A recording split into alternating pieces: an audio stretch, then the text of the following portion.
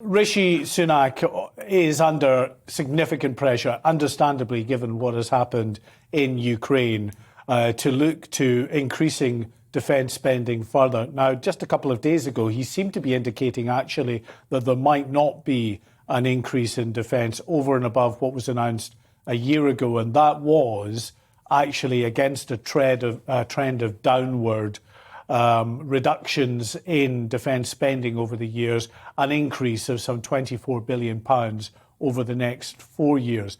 But that decision, as welcome as it was taken at a time before Russia decided to invade Ukraine. And now everyone talking about us entering a period, effectively, of a new Cold War. Well, if you remember what defence spending was like under the Cold War, in 1960, we were spending some 7% of the gross domestic product of GDP on defence spending. Now, that was only about 15 years or so after the end of the Second World War, so we had a big military then. It reduced over the years, even though we were in the Cold War, to about 4.5% in the 80s, just at the time, remember, when we were involved in a conflict thousands of miles away in the Falkland Islands.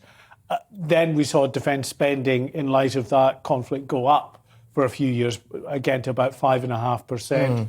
But over the subsequent years, from the 90s, when we saw the fall of the Berlin Wall, the end of the Soviet Empire, and what was called the sort of Cold War peace dividend, successive chancellors have seen this as an opportunity, really, to put more money into health and education, the kind of popular things that a chancellor can do in a budget, and just slowly but surely salami slice the defence budget over the years. And that's what's been happening. Now those in defence, including General Lord Dannatt, who I interviewed just a week ago, is saying we've got now to stop that and actually reverse that as well. We're seeing, for instance, the strength of the army at its lowest level since the Boer War, going from currently at about 82,000 being reduced to 72,000.